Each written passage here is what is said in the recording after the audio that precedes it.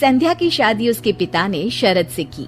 शादी के 15 साल के अंदर ही संध्या का परिवार अमीर से गरीब हो जाता है। एक दिन संध्या जब अपनी भाभी से कहती है, भैया माँ पिताजी के बाद अब आप लोगों से ही मेरा मायका है। अरे संध्या दीदी, मायका बोलना आसान है, लेकिन जब मायके वालों को निभाना पड़ता है ना, हालत पतली हो जाती है। तभी वहाँ संध्या का भतीजा आ जाता है। अरे बुआ, कब आई तुम? मुझे बताती थी, मैं स्टेशन लेने आ जाता। अरे पहली बार थोड़ी आ रही है जो रास्ता भटक जाती। अब गाड़ियाँ भले ही बहुत है, लेकिन सब काम पर लगी है। अरे कोई बात नहीं भैया। और बताओ, अपनी गुड़िया की शादी के बाद खुश तो है ना? हाँ हाँ, मेरी गुड़िया तो राज कर रही है, राज। बहुत पैसा है उन लोगों के पास। अरे किसी भी चीज की कमी नहीं रखी मैंने अपनी बेटी की शादी में।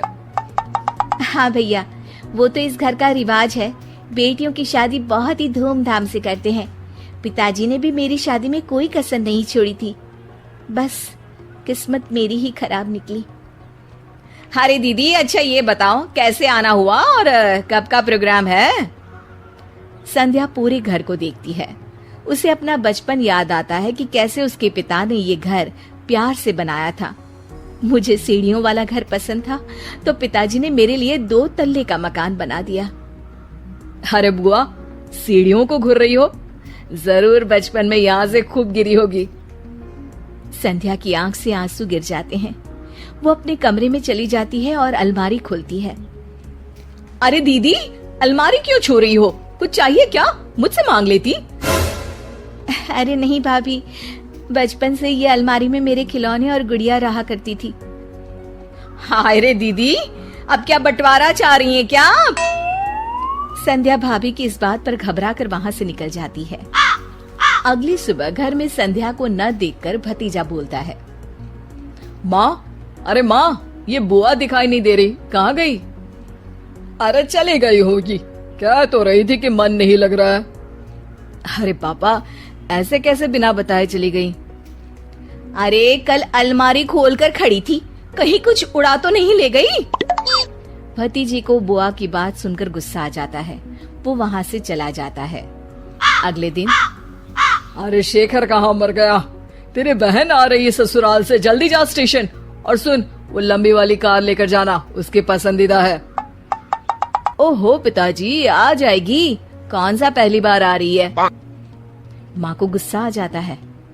हाँ हाँ, अब मेरी बेटी को स्टेशन से खुद ही आना पड़ेगा। वाह जी वाह। शेखर, हुआ क्या है तुझे? क्यों नहीं जा रहा है अपनी बहन को लेने? उसने तेरे लिए क्या क्या नहीं किया, कितना प्यार करती है वो तुझसे। पिताजी, प्यार तो बुआ भी आपसे कम नहीं करती थी। फिर भी उन्हें ना कोई लेने और ना ही कोई छोड़ने जाता है, वो क्यों भला? पिता को गुस्सा आ जाता है और वो उसे थप्पड़ मार देते हैं। अरे बस करो, क्यों आप दोनों उस संध्या के लिए लड़ रहे हो? ठीक है पिताजी, आज तो आप ड्राइवर को भेजकर अपनी बेटी को ले आइए, लेकिन याद रखिए, अपनी शादी के बाद मैं अपनी बहन को कभी नहीं पूछूंगा। पिता को अपनी गलती का एहसास होता है। आज बुआ का जन्मदिन है, याद तो होगा नहीं आपको? पिता की आंख भर आती है। लेकिन तभी वहां अपनी पसंदीदा कार से संध्या घर आती है। भगवान भाई दे तो तुम्हारे जैसा भैया। पापा को पता था कि कौन से रंग की कार मुझे पसंद है। तुमने उसी रंग की कार से मुझे घर बुलाया, वो भी मेरा जन्मदिन मनाने के लिए। ईश्वर सबको तुम्हारे जैसा भाई दे।